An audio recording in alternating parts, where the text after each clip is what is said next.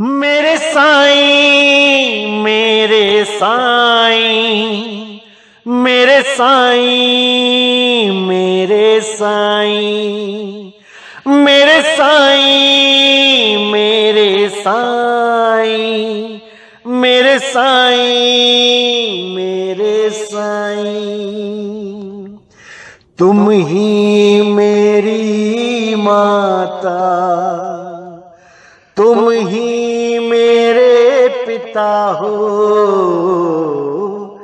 तुम ही मेरी माता,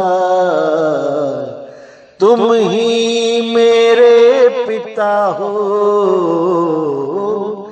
तुम ही बंधु मेरे, तुम ही मेरे सखा हो,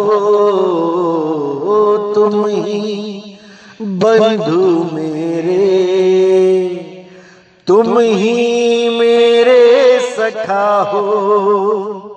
नहीं कोई है दूजा, नहीं कोई है दूजा, तेरे सिवा जीवन में। मेरे साईं मेरे साईं, तेरी मूरत रहे मन में। मेरे साईं मेरे साईं, तेरी मूरत रहे मन में।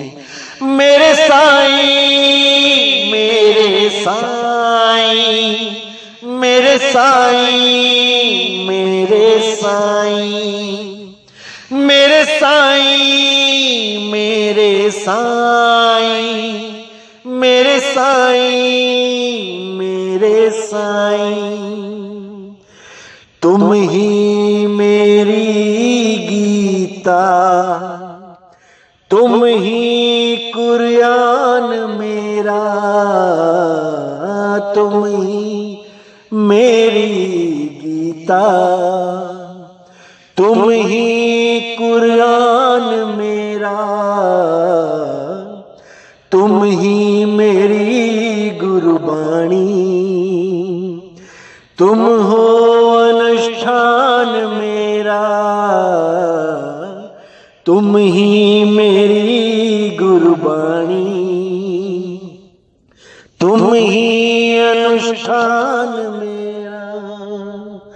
ये तन मन तुमको अर्पण, ये तन मन तुमको अर्पण, पाऊं सुख समर्पण में। मेरे साईं मेरे साईं, तेरी मूरत रहे मन में। मेरे साईं मेरे साईं, तेरी मूरत रहे मन में। मेरे साईं मेरे साईं मेरे साईं मेरे साईं मेरे साईं मेरे साईं मेरे साईं मेरे साईं। नमस्कार मेरे प्यारे भाइयों, मेरे परम पिता परमात्मा के प्यारे जीव हंसों। मैं बंदी छोड़ से यही अरदास करता हूं कि आप सब मेरे भाइयों का इतना विवेक बढ़ जाए कि मेरी कही एक एक बात को अच्छी तरह विचार करके, समझ के, बूझ के सत्य सत्य का निर्णय कर पाओ। मैं बस यही अरदास करता हूं मालिक से, यही अरदास करता हूं बंदी छोड़ से। तो मेरे भाइयों, आज जो हम वाणी लेने जा रहे हैं, ये बहुत इंपॉर्टेंट वाणी है हर उस सत्संगी के लिए जो किसी भी गुरु से नाम दीक्षा लेके भक्ति कर रहा है। किसी भी गुरु के पास कोई भी नाम लेके भक्ति कर रहा है, उसके लिए ये वाणी बहुत इंपॉर्टेंट है। क्योंकि इस वाणी के माध्यम से उसने अपने जीवन को कैसे ढालना है, एक भगत के जीवन में क्या होना चाहिए और क्या नहीं होना चाहिए, इस वाणी के माध्यम से आपको हर चीज समझ में आएगी। बहुत इंपॉर्टेंट वाणी है, इसलिए पूरे विवेक के द्वारा इस वाणी को समझना है और अपना हित और अहित दोनों पे विचार करना है कि हमारा हित कहां है और हमारा अहित कहां है। क्योंकि ये दुनिया है मेरे भाई, ये दुनिया जीने नहीं देती, ये कुछ ना कुछ अड़ंगा लेके बैठी ही रहती है तुम्हारे जीवन में अड़ंगे डालने के लिए। लेकिन ये तुम्हारे ऊपर निर्भर करता है कि तुम इस दुनिया के जाल में फंसोगे या नहीं, क्योंकि सारे फैसले तुमने करने हैं। तुम्हारे द्वारा ही तुम्हारा कल्याण और तुम्हारा नाश होता है। तुम ही हो जो अपना भला भी कर सकते हो, अपना बुरा भी कर सकते हो। ये ब्रह्मा जी की कलम तुम्हारे ही हाथ में है। अपना चाहे अच्छा लिख लो, चाहे अपने लिए गड्ढे खोद लो, ये सब तुम्हारे ही हाथ में है। तो आज की जो वाणी बताई जा रही है, इस पे पूरा विचार करना है और एक एक बात को अच्छी तरह समझना है। क्योंकि अब आप सत्संग से जुड़ रहे हैं, आपको पता होना चाहिए कि सत्संग से जुड़ने के बाद भी, नाम दीक्षा लेने के बाद भी आपने क्या करना है और क्या नहीं करना है, किन बातों पे ध्यान देना है, किन बातों पे बिल्कुल ध्यान नहीं देना है। क्योंकि नाम दीक्षा का मकसद होता है सूरत को स्थिर करना। नाम दीक्षा ली ही इसीलिए जाती है कि हम अपनी सूरत को मालिक के चरणों में स्थिर कर सकें, ना कि नाम दीक्षा इसलिए ली जाती है कि आपके पासपोर्ट पे ठप्पा लग गया है, अब आपकी मुक्ति होनी ही होनी है। ऐसा नहीं होता भाई, सारा खेल सूरत का है। अगर सूरत संसार में फंस गई तो भाई मालिक से दूर है, और अगर सूरत स्थिर हो गई तो मालिक दूर नहीं है। इसीलिए साहिब ने बोला, अरे सूरत फंसी संसार में, ता से पड़ गई दूर, सूरत बांध स्थिर करो, आठों पहर हुजूर। अब ये कैसे स्थिर करनी है, क्या करना है, ये तो भेदी गुरु बता देगा, लेकिन स्थिर करना तो आपने है। स्थिर कैसे होती है और अस्थिर कैसे होती है, इस पे विचार करना है। क्या वो कारण है जिसकी वजह से सूरत बार बार भटक जाती है? ध्यान करते हैं, ध्यान धरते हैं, ध्यान लगता नहीं। क्यों? क्योंकि ध्यान कहीं और फंसा पड़ा है। कैसे लगेगा? डॉक्टर ने कह दिया किडनी फेल है, 1000 रुपए की डिश खा लो, लेकिन ध्यान किडनी में है, डिश का स्वाद ही नहीं आएगा। अब करना क्या है? अब जो इस भजन में बताया जा रहा है वो करना है, और पूरी लगन से करना है। पूरा विचार करके इस भजन को अपने जीवन में अपना लेना है। इस भजन के द्वारा आपकी 99% दुविधाएं खत्म हो जाएंगी।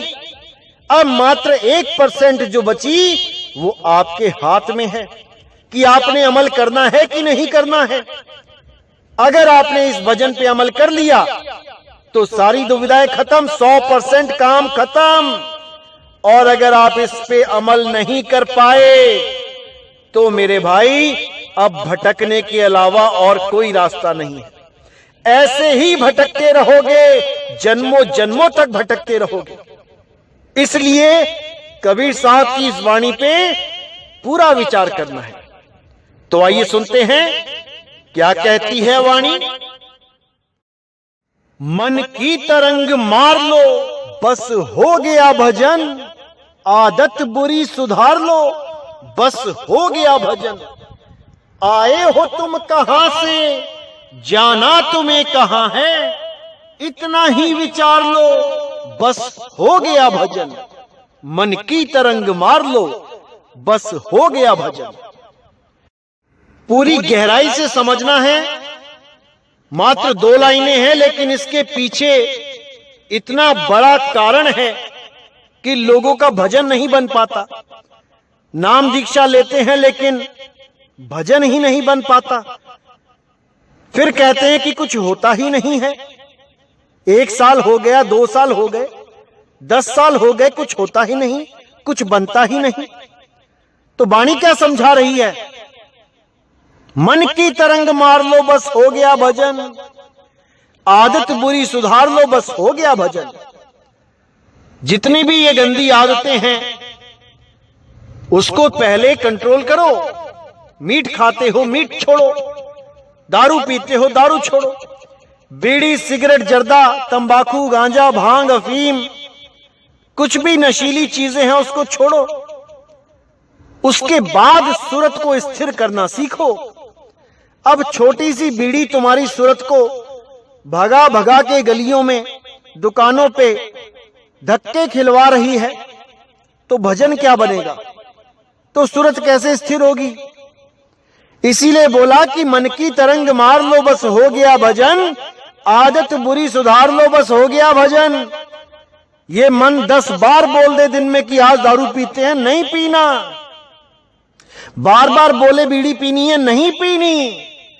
बार बार बोले गांजा पीना है, नहीं पीना। फिर देखो क्या होता है। एक दिन परेशान होगा, दूसरे दिन परेशान होगा, तीसरे दिन होगा, धीरे धीरे धीरे धीरे स्थिर होने लग जाएगा। धीरे धीरे सूरत स्थिर होने लग जाएगी, मन का साथ छोड़ देगी और फिर सूरत शब्द में स्थिर होना शुरू हो जाएगी। तो कहते हैं मन की तरंग मार लो बस हो गया भजन, आदत बुरी सुधार लो बस हो गया भजन। आए हो तुम कहां से, जाना तुम्हें कहां है, इतना बस विचार लो हो गया भजन। तुम इस देही में आए कहां से हो और देही छोड़ के कहां जाओगे, तुम इस पे विचार कर लो बस हो गया भजन। कहां परमात्मा को ढूंढने के लिए बाहर भटक रहे हो, कहां गलियों गलियों में नदियों नालों में ढूंढ रहे हो, कहां बन बन में ढूंढ रहे हो। अरे भाई, वो तुम्हारी आत्मा में विराजमान है, वो तुम्हारे घट में है और तुम उसे बाहर ढूंढते हो। वो ऐसे कभी नहीं मिलने वाला। उसको खोजना है तो पहले खुद की खोज करो। खुद को जानो मैं क्या हूं। क्या मैं 5 तत्वों का शरीर हूं? बिल्कुल नहीं। जब तक मैं खुद को नहीं जान पाया तब तक मैं परमात्मा को नहीं जान पाऊंगा, क्योंकि मेरा परमात्मा मेरी आत्मा में वास करता है। अरे तेरा साईं तुझ में है, जाग सके तो जाग। तेरे शरीर में नहीं है, तेरी आत्मा में है। पहले आत्मा का ज्ञान पकड़ो, आत्म ज्ञान को जानो, आत्म ज्ञान को पहचानो, तब जाके उस मालिक का दीदार होगा। इससे कोई फर्क नहीं पड़ता कि आप हिंदू हो, आप मुसलमान हो, आप सिख हो, आप ईसाई हो। अरे भाई, जो हड्डी हिंदू में है वही हड्डी मुसलमान में है, जो खून हिंदू में है वही मुसलमान सिख ईसाई में है। जो 5 तत्वों का शरीर हिंदू ने लिया है वही 5 तत्वों का मुसलमान सिख ईसाई लेके बैठे हैं। लेकिन इन सब में से कोई भी शरीर नहीं है। शरीर तो एक रथ है और उस रथ को चलाने वाला ये जीवात्मा है। इसी को गीता में शर पुरुष और अक्षर पुरुष कह के बयान किया गया है कि हे अर्जुन, इस संसार में दो प्रकार के पुरुष हैं, एक शर और एक अक्षर। शर पुरुष तो सबके शरीरों को मानो जो नाशवान हैं, और अक्षर अविनाशी उस जीव को मानो जो इन रथों का, जो इन शरीरों का स्वामी है। यही ओम और सोहम कहलाते हैं। इसी को गरीबदास जी ने बोला है, ओहम काया मरमर जाए, सोहंग फिर गोता खाए। ये काया जब छूटती है तो जीव को समझ नहीं आता कि अब क्या किया जाए, क्योंकि वो अपने स्वरूप को ना जानकर अपने आप को शरीर मान बैठता है। और जब शरीर मानता है तो शरीर खत्म होने का भय भी होता है, क्योंकि जीव अवस्था में भय खत्म हो ही नहीं सकता। जीव अमर अविनाशी है, लेकिन भय में रहता है, निर्भय नहीं है। इसीलिए साहिब ने बोला, जीव सोई जो जुग जुग जीवे, उत्पत परलय माही, देह धरे भर में 84, निर्भय कब हूं नाही। अब इसको निर्भय पद में लाने के लिए क्या करना है, इसके पद को उच्च कर देना है। यानी अब तीसरे पुरुष का जिक्र करते हुए गीता में बोला गया, हे अर्जुन, इन दोनों में से पूजनीय कोई नहीं है, उत्तम पुरुष तो अन्य है। वो तीसरा पुरुष कौन है? वो शुद्ध चैतन्य स्वरूप आत्मदेव है, और उसी आत्मदेव में परमात्मा का वास है। इसी को समझना है। जब तक ये सूरत शरीर को पकड़ के बैठी है, ये अज्ञानता में है, और जब ये सूरत शब्द गुरु को पकड़ लेती है तो ये ज्ञान में आ जाती है। अब इसी को समझना है। इसी का भेद बताते हुए कबीर साहब ने बोला कि ये जो अक्षर सूरत है, ये अज्ञानता की नींद में डूबी हुई है। इसी को कबीर सागर में सृष्टि रचना के आधार पर समझाया गया कि अक्षर पुरुष जो है उसे नींद आ जाती है, और नींद में काल भगवान की उत्पत्ति हो जाती है, यानी शरीर उत्पन्न हो जाता है। इसी को कबीर साहब ने बार बार समझाया कि जब तक ये अक्षर पुरुष सोता रहेगा, बार बार सोता रहेगा, ये काल भगवान बार बार पैदा होता रहेगा। इसीलिए साहिब ने बोला, अब तू जाग जा, अब तू ज्ञान में आ जा। जागने का मतलब है ज्ञान में आ जाना, और सोने का मतलब है अज्ञान दशा में रह जाना। तो साहिब कहते हैं, अक्षर पुरुष अगर दोबारा सो जाएगा तो ये काल फिर पैदा हो जाएगा। यानी ये सूरत अगर अज्ञान में रह गई तो दोबारा से देह छोड़ के दोबारा देह पकड़ लेगी। इसीलिए साहिब कह रहे हैं, मैं कहता हूं जागत रहियो और तू जाता है सोई रे, तेरा मेरा मनवा कैसे एक होई रे।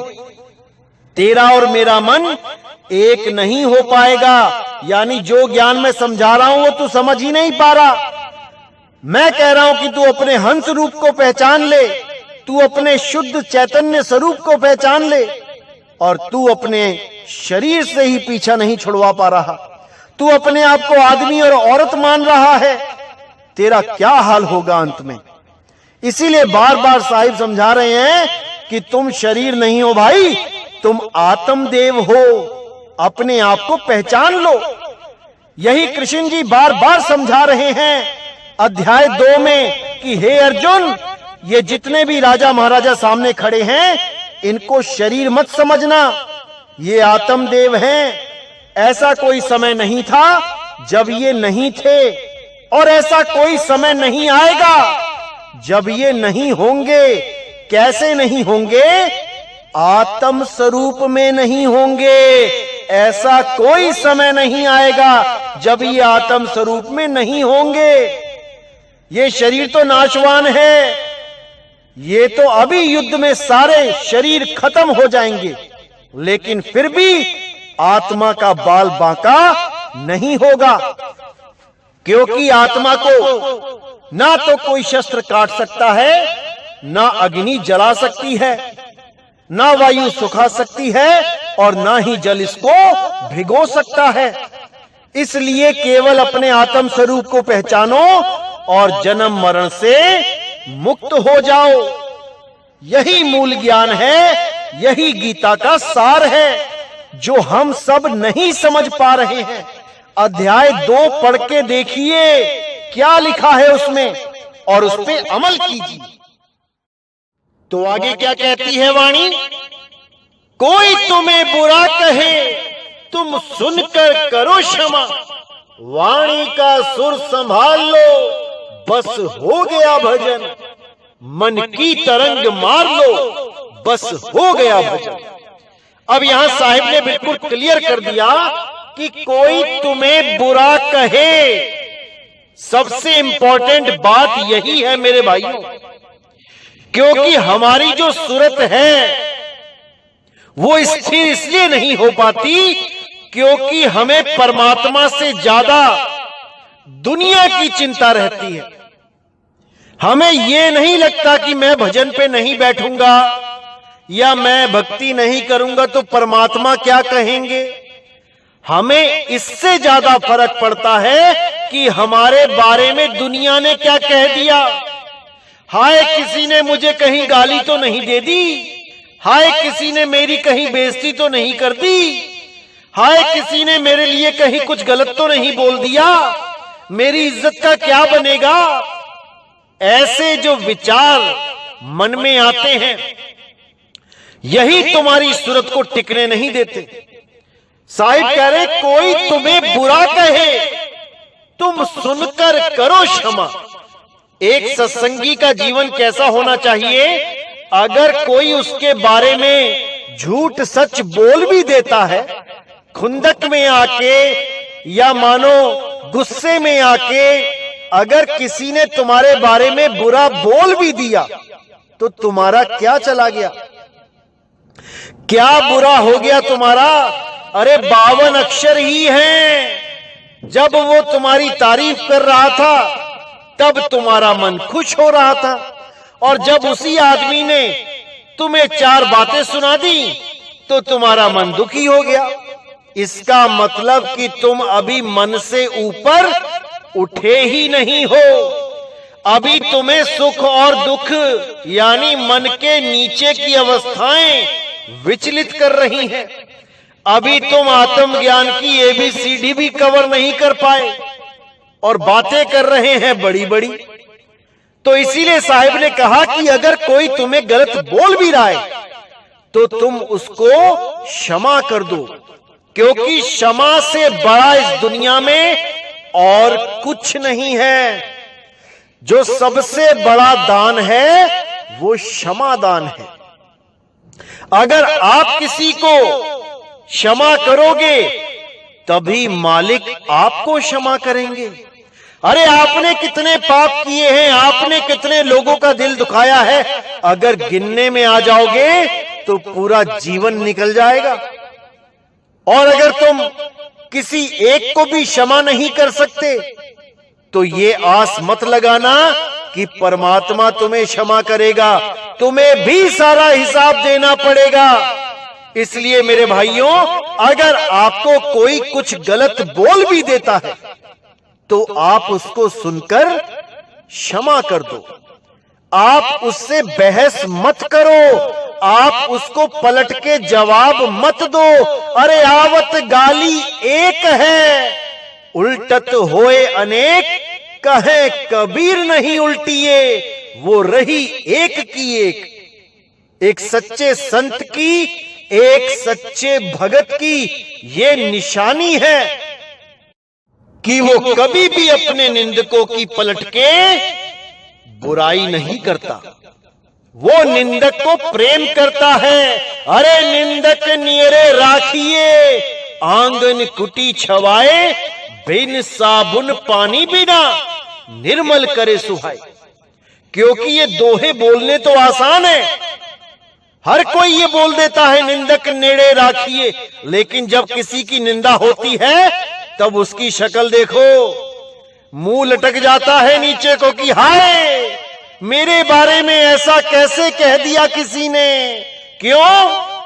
क्योंकि वो अभी मन की गुलामी से ऊपर नहीं उठ पाया है।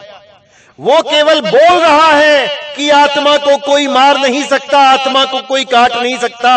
अरे भाई, आत्मा को कोई दुखी भी नहीं कर सकता, आत्मा का कोई अपमान भी नहीं कर सकता, आत्मा को कोई जलील भी नहीं कर सकता। कितना ही जोर क्यों ना लगा ले, आत्मा को कुछ नहीं होता, क्योंकि आत्मा सुख दुख से परे है। ये मन सुख और दुख में फंसा है। अगर किसी की कड़वी बातें सुन के आपको दुख होता है तो समझ जाना अभी भक्ति नहीं बन रही है, अभी बहुत कुछ करना पड़ेगा। अगर किसी के कड़वे वचन सुन के तुम्हें रातों को नींद नहीं आ रही तो समझ जाना अभी दिल्ली बहुत दूर है। याद रखना मेरे भाइयों, खोद खाद धरती सहे और कांट छांट बनराए, कटु वचन साधु सहे और से सहा ना जाए। असली साधु वो होता है जो सारी दुनिया के कड़वे वचन अपने दिल पे सह सकता है, और जो कुछ कड़वे वचन ही नहीं सह पाया वो काहे का साधु है। वो केवल कपड़े पहन के साधु बन गया, अभी उसके दिल में मान बढ़ाई की इच्छा है, अभी उसके दिल में मान सम्मान की इच्छा है। जिस दिन वो मान सम्मान अपमान से ऊपर उठ गया उस दिन वो साधु कहलाएगा, उस दिन वो संत कहलाएगा। अगर उसको एक आम आदमी अपने कड़वे वचनों से हिला दे तो मेरे भाई अभी वो साधु नहीं है, अभी वो संत नहीं है, अभी वो भगत भी नहीं है। अरे एक आम भगत भी इतनी ऊंची अवस्था में पहुंच जाता है कि सारी दुनिया की निंदा अकेला सह सकता है। अरे कबीर साहब कहते निंदो निंदो मोको लोग निंदो, अरे निंदा हमको बहुत प्यारी, निंदा बाप निंदा महतारी। निंदा ही मेरे मां है, निंदा ही मेरे बाप है। मुझे जितना निंदना है निंदा कर लो, क्योंकि हमारे कपड़े निंदक धोवे, हमारे मैले कपड़े केवल निंदक धो सकता है। और उस निंदक को बलिहार जाता हूं जो हमारी निंदा करता है, क्योंकि इतना समय कहां है किसी के पास जो एक दूसरे की बातें कर सके। लेकिन वो निंदक अपने सारे काम धाम छोड़ के हमारी निंदा कर रहा है। धन्य भाग हमारे जो ऐसा निंदक हमें मिला, जो दिन रात मेरा नाम जप रहा है। कितना प्रेम करता है वो अंदर, कोई नहीं जान सकता उसके प्रेम को। दिन रात उसे केवल हमारे ही सपने आते हैं कि मैं कैसे करके पूरा दिन इसकी निंदा कर दूं, पूरा दिन इसके नाम को बदनाम करूं। सोचो कितना प्रेम है उसके दिल में। तुम्हारे अलावा वो किसी को चाहता ही नहीं है। अपनी मां को भूल गया, अपने बाप को भूल गया, खाना पीना नौकरी दुकान चाकरी सब भूल गया, केवल तुम्हें याद कर रहा है। सोचो कितना प्यार है उसके दिल में। ऐसा बंदा मिलेगा कहीं जो सब कुछ छोड़ के केवल तुम्हें याद कर रहा है। वही तुम्हारा हितैषी है, वही तुम्हारा सच्चा प्रेमी है। जैसे राम को इतना तो शबरी ने भी याद नहीं किया होगा जितना रावण याद करता था। दिन रात एक ही काम था, राम राम राम, बस, और उसे कुछ याद नहीं रहता था। इसी प्रकार हमारे निंदक हमारे सबसे प्रिय मित्र हैं। उनसे ज्यादा प्यारा हमें कोई नहीं, कोई नहीं।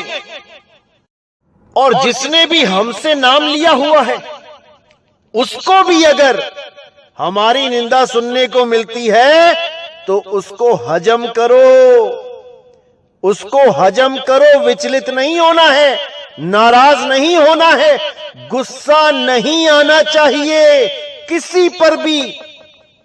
केवल तरस आना चाहिए, केवल तरस आना चाहिए। तरस खाओ उन लोगों पे जो निंदा कर रहे हैं।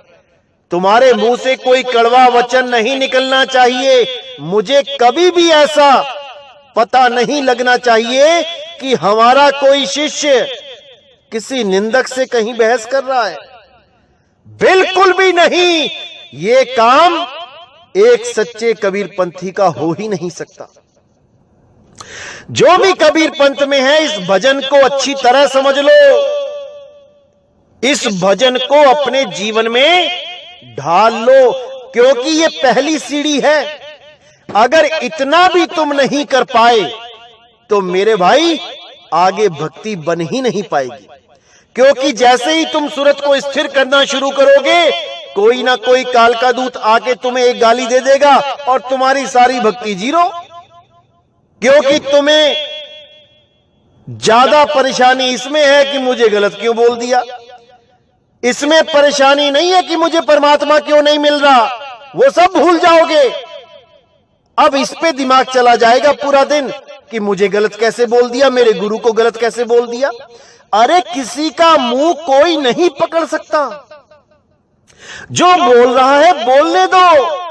तुम केवल अटल होके अपनी सूरत को अपने शब्द गुरु में लीन रखो। यही तुम्हारा मकसद है।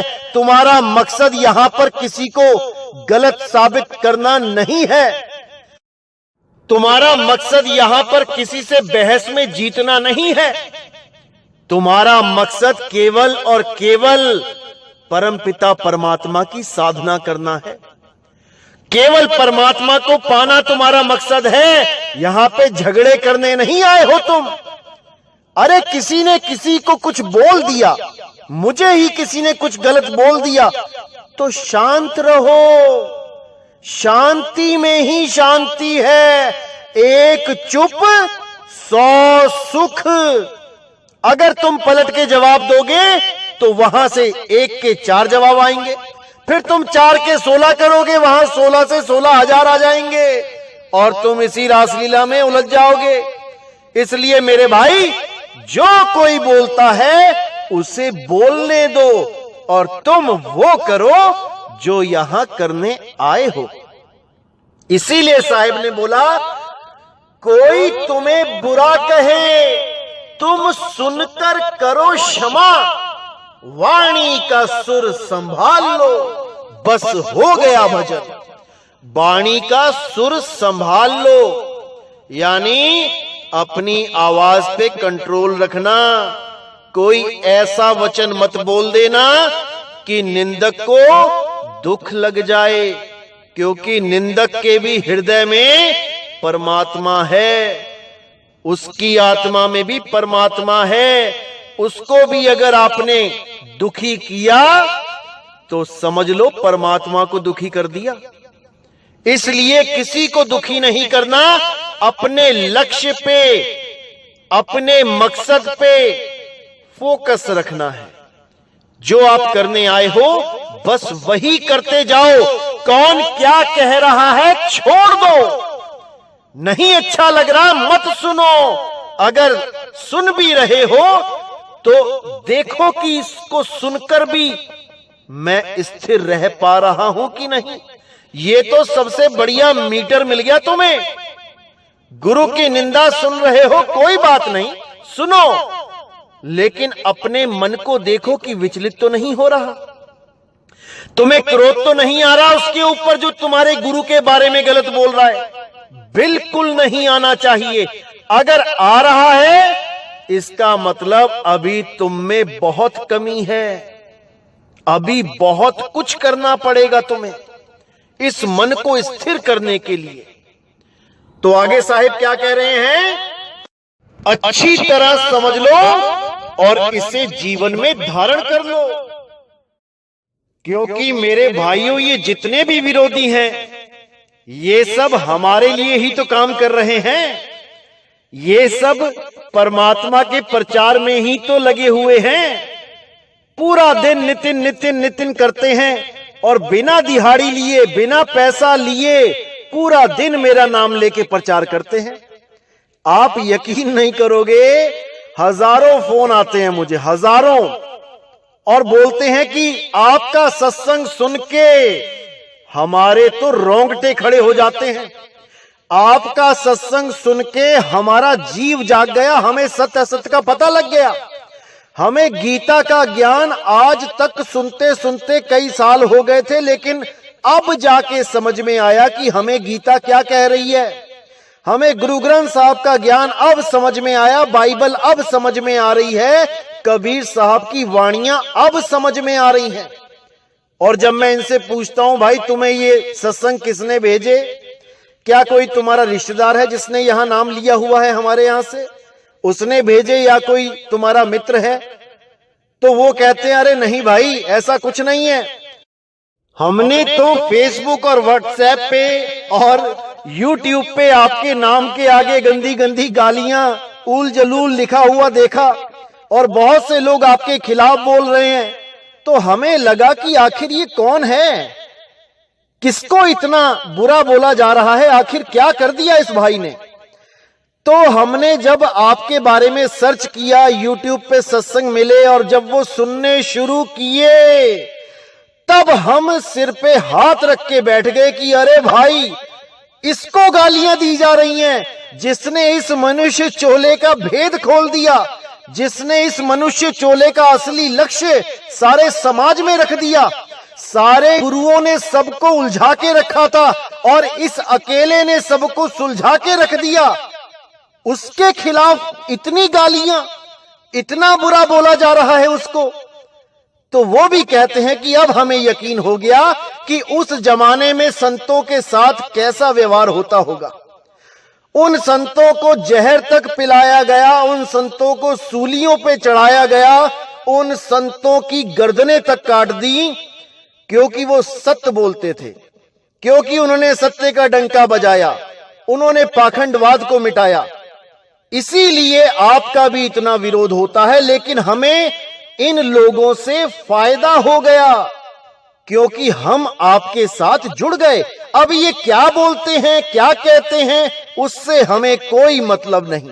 हमें जो इस मनुष्य चोले में चाहिए था, हमें मिल गया। तो एक भाई है, ऐसी तो हजारों ऑडियो आती है, लेकिन इस भाई की ऑडियो में चलाना चाहूंगा। आप सुनिए क्या कहता है ये भाई। साहिब गोविंदगी सर, मैंने आपके खिलाफ एक वीडियो देखा, वो आपको पाखंडी कह रहा है सर, मेरे को उस पर तरस आ रहा है। साहिब उसको सतबुद्धि दे, सतनाम सत साहिब। नेकी सभी के साथ में बन जाए तो करो, मत सरबदी का भार लो, बस हो गया भजन। इतना ही विचार लो, बस हो गया भजन। मन की तरंग मार लो, बस हो गया भजन। यानी अगर तुम किसी के साथ नेकी नहीं कर सकते तो भाई बदी भी मत करो। अगर तुम किसी का भला नहीं कर सकते तो बुरा भी मत करो। अगर कोई तुम्हारा मित्र भी है और तुम उसके साथ रहते हो, उसके साथ मित्रता निभा रहे हो, और तुम्हें पता लग जाए कि वो मित्र दगाबाज है, फिर भी आप उसको बुरा भला मत कहो और आप उसको केवल त्याग दो। आप उससे दूरी बना लो। उसको ना तो कुछ बुरा कहना है और ना ही किसी और को कहने देना है, क्योंकि आपको पता लग गया कि वो आपका सगा नहीं है, आपका मित्र नहीं है, तो आप उससे केवल किनारा कर लो। किनारा करने में ही भलाई है, ना कि उसका दिल दुखाओ, उसको गलत बोलो, क्योंकि किसी का भी दिल दुखाने का हक आपको किसी ने नहीं दिया। परमात्मा चाहते हैं कि मेरे सारे बच्चे अपने एक साथ रहें, बिना धर्म जात पात के भेद के इस दुनिया में शांति से रहें और भक्ति करके सदा सदा के लिए मुक्त हो जाएं। परमात्मा तो हमेशा से ही यही कहते आए हैं, कबीर खड़े बाजार में सबकी चाहें खैर, और ना काहू से दोस्ती ना काहू से बैर। अगर दोस्ती रखनी है तो रखो, अगर दोस्ती नहीं रखनी है तो बैर भी मत रखो। कोई जरूरी नहीं कि सारे दोस्ती रहे तुम्हारे। यह सारे दुश्मनी बने तुम्हारे। अपने काम से काम रखो, जो कार्य आप यहां करने आए हो उसको आप निपटाओ और इस दुनिया को सदा के लिए अलविदा कह के निकल जाओ। अरे यहां बड़े बड़े राजा नहीं बचे, आप यहां पर कैसे रहोगे? बड़े बड़े ऋषि मुनि नहीं यहां पे रह पाए, आप यहां पर कैसे रहोगे? सबका समय आने वाला है, सबको जाना पड़ेगा। जाने से पहले बस एक काम पूरा करके जाना है कि हमारी सूरत शब्द में टिक जाए, बस। इसके अलावा कोई मान अपमान हानि लाभ मकान दुकान, अरे भैया कुछ साथ नहीं जाने वाला, सब यहीं रह जाएगा। आज बड़े बड़े मान सम्मान प्राप्त कर रहे हो, कल को तुम्हारी फोटो के ऊपर माला पड़ जाएगी। और आज यहां पर तुम्हें लग रहा है कि हाय मुझे ऐसे बोल दिया वैसे बोल दिया, मुझे गालियां दे दी, कल को वही लोग तुम्हारी तारीफ करेंगे जब तुम इस दुनिया से चले जाओगे। वही लोग कहेंगे बहुत अच्छा था, बहुत बढ़िया बंदा था। उससे कोई फर्क नहीं पड़ता। तुम यहां पर मान और अपमान इकट्ठा करने नहीं आए हो, तुम यहां पर केवल अपना बिगड़ा हुआ कार्य संवारने आए हो। जो सूरत तुम्हारी भटक गई है उसको स्थिर करने के लिए आए हो। इसीलिए इंसानी चोला मिलता है, और कोई चोला इसीलिए नहीं मिला आपको ताकि आप इस कार्य को इस बार पूर्ण कर पाएं। लेकिन हम छोटी छोटी बातों से विचलित हो जाते हैं। इसलिए मेरे भाइयों, अच्छी तरह इस चीज को समझ लो कि इन चक्करों में नहीं पड़ना है। कोई कुछ बोलता है, बोलने दो, उसका मुंह है, परमात्मा ने उसको बोलने की ताकत दी है। वो अच्छा बोल रहा है या बुरा बोल रहा है, वो सच बोल रहा है या वो अपने मन की भड़ास निकाल रहा है, झूठ बोल रहा है, बिना सबूतों के बात कर रहा है, करने दो, तुम्हें कोई फर्क नहीं पड़ना चाहिए। तुम केवल भक्ति करो, अपने मालिक को याद करो, बाकी सब उस परमात्मा पे छोड़ दो। वो बद्दी छोड़ है, वो जानी जान है, वो सब जानता है। तो आगे क्या कहती है वाणी?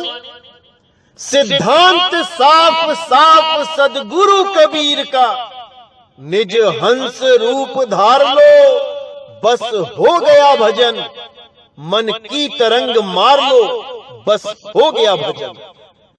यानी यहां पे बिल्कुल साफ क्लियर कर दिया मालिक ने कि हमारा एक ही सिद्धांत है इंसानी चोले का, कि अपने निज हंस स्वरूप को धारण कर लो। जो शरीर तुमने धारण कर लिया है वो ही तुम्हारी भूल है। अब इस भूल को हमने ठीक करना है। कैसे कर पाएंगे? जब हम अपने निज स्वरूप को प्राप्त कर पाएंगे। और निज स्वरूप को प्राप्त करने के लिए हमें एक भेदी गुरु की जरूरत पड़ती है, जो हमें हमारा ही भेद बताता है कि क्या है हमारा निज स्वरूप और क्या है हमारा देह स्वरूप। क्योंकि देह स्वरूप को जब तक आप अपना स्वरूप मानोगे, मुक्ति कभी नहीं मिल सकती। क्योंकि जैसे ही देह छोड़ने की बात आएगी, आप एकदम विचलित हो उठोगे कि मैं शरीर कैसे छोड़ूं, मैं शरीर को छोड़ के कहां जाऊं, चाहे कोई किसी भी धर्म का क्यों ना हो, विचलित हो जाएगा। उसको समझ नहीं आएगा अब क्या करूं, कौन सा मंत्र जपूं, किसके पास जाऊं। लेकिन अगर भेदी गुरु उसके जीवन में आ चुका है तो वो उसको तरीका बता देगा कि बेटा जैसे ही अंत समय आएगा, तुमने वो करना है जो मैं तुम्हें समझा रहा हूं। उसके बाद केवल शरीर को त्यागना शेष रह जाता है। अपने स्वरूप को प्राप्त करके इस शरीर को केवल त्यागना है, मरना नहीं है। कोई नहीं मरेगा, केवल इस शरीर को त्यागेगा। और त्याग के कहां जाना है, ये भेदी सतगुरु आपको बता देगा। अब आपका आना जाना सदा के लिए समाप्त हो जाएगा। साहिब कहते हैं, अरे कहां से आया कहां जाएगा, खबर करो अपने तन की। अरे सतगुरु मिले तो भेद बतावे, खुल जावे अंतर खिड़की। वो ज्ञान रूपी चक्षु खुल जाएगा और तुम्हें समझ में आ जाएगा कि मैंने कहां जाना है। और उसके बाद कोई भी शरीर धारण करने की आवश्यकता ही नहीं रह जाएगी, क्योंकि उसके बाद ना कहीं आना ना कहीं जाना, आपे में आप समाना। और कैसे समाओगे? विहंगम चाल से। अब ऐसे भी कई अज्ञानी जीव हैं जो ये बोलते हैं कि नितिन दास कहता है ना कहीं आना ना कहीं जाना, आपे में आप समाना, और फिर पक्षी की तरह उड़ा भी देता है विहंगम चाल से। पक्षी तो उड़ के चला गया। अरे मेरे भाई, पक्षी तो पहले ही उड़ के गलत जगह बैठा हुआ है। इसको यहां से उड़ाना है जहां पर ये बैठ गया है, और कहां पहुंचाना है? जहां पे उसका निज स्वरूप है। जैसे तुम शीशे के सामने खड़े हो और तुम्हारी सूरत शीशे में है, अब शीशे से हटा के विहंगम चाल से तुम्हें तुम तक ही पहुंचाना है, तो शीशे से हटके तो खुद तक आना ही पड़ेगा, या शीशे में ही रह जाना है। इसको नहीं कहेंगे ना कहीं आना ना कहीं जाना। जा तो तुम चुके हो, अब तुम्हें वापस तुम्हारे स्वरूप तक लेके आना है। इसको कहते हैं ना कहीं आना ना कहीं जाना। यानी अब तो ना इस दुनिया में वापस आना है और ना ही किसी सतलोक, अलखलोक, अगमलोक, अनामी लोक, शिवलोक, ब्रह्मलोक कहीं भी जाना है। अब ना कहीं आना ना कहीं जाना, और रूप में रूप समाना। अपने ही स्वरूप में, अपने हंस स्वरूप में हमने समा जाना है। लेकिन हंस देही मत समझ लेना कहीं कि छठी देही हंस देही को अपना स्वरूप समझ लो। इसके ऊपर भी अभी सत्संग करूंगा मैं, क्योंकि बहुत से लोग हंस देही को अपना स्वरूप मान लेते हैं, जबकि कबीर साहब ने हंस देही का भी खंडन किया हुआ है, क्योंकि वो भी देही है, विदेही नहीं है। तो मेरे भाइयों, अच्छी तरह समझना है, ये भजन बहुत इंपॉर्टेंट है मालिक का, ये वाणी बहुत जरूरी है। इसको अपने जीवन में उतार लो, अपना लो इसको, इसकी चादर बना के ओढ़ लो, तभी तुम्हारे जीव का कल्याण होगा, तभी तुम्हारा आत्म कल्याण होगा। तो मेरे भाइयों, हर चीज को गहराई से समझना है और अपने आप को स्थिर रखना है सदा सदा के लिए। तो उम्मीद करता हूं कि मेरी बात आप समझ गए होंगे मैं क्या कहना चाह रहा हूं। अच्छी तरह समझ लो, विरोधी आएंगे, बहुत कुछ बोलेंगे, क्योंकि अब सत्य प्रकट हो चुका है। अब इस सत्य को आपने परखना है और सत्य से जुड़ना है। बाकी कौन क्या बोलता है, इससे आपको 1% भी फर्क नहीं पड़ना चाहिए। तब तो आप भक्ति कर सकते हो, वरना आपके बस की बात नहीं है कि आप यहां से मुक्त हो पाओ। अरे कबीर साहब ने 52 कसनियां दी हैं, आपको 52 अक्षरों की कसनी देनी पड़ेगी, 52 अक्षरों को सहना पड़ेगा, नहीं तो मन ऐसे ही विचलित होता रहेगा। कई लोग फोन करते हैं, जी पहले बहुत अच्छा ध्यान लग रहा था, अब ध्यान नहीं लग रहा। तो मैं पहले यही बात पूछता हूं, क्या भाई घर में किसी का कोई झगड़ा हो गया, या घर में कोई ऐसी विपत्ति आ गई, या कोई परेशानी आ गई, कोई बीमार हो गया, या ऐसा कुछ? तो कहती हैं, कुछ लेडीज कहती हैं, हाँ हमारी सास से अनबन हो गई, सासू माँ हमें टोकती रहती है, हमें कुछ ना कुछ नोक झोंक करती रहती है, उसकी बातें हमसे सहन नहीं होती हैं। अरे भाई, अगर उसकी बातें ही नहीं तुम सहन कर पा रहे हो तो तुम भक्ति क्या करोगे? तुम अपनी सास की बात सहन नहीं कर पा रहे हो, जिसने तुम्हें अपना लड़का दिया, अपना घर दिया, और मरने के बाद अपनी जमीन जायदाद, अपने गहने भी तुम्हारे लिए छोड़ जाएगी। तुम उस सास की बात नहीं सह पा रहे हो, तो तुम दुनिया की बातें कैसे सहोगे जो तुम्हें चवन्नी भी नहीं देगी? दुनिया तुम्हें चवन्नी भी नहीं देगी और तुम्हारी खाल खींच लेगी बातें सुना सुना के। तब तुम कैसे सहन करोगे जो तुम्हें अपने घर में ही थोड़ी सी बातें सुन के विचलित हो जाते हो। हर चीज को सहो, बातों को सहो। कोई ताना मार रहा है सहो, हां कोई अत्याचार कर रहा है वो मत सहो। कोई तुम्हें शारीरिक कष्ट दे रहा है वो मत सहो। अगर तुम सच में भगत बनना चाहते हो तो तुम्हें 52 अक्षरों की कसनी देनी पड़ेगी। चाहे एक कान से सुन लो मेरे भाई, चाहे दूसरे कान से सुन लो।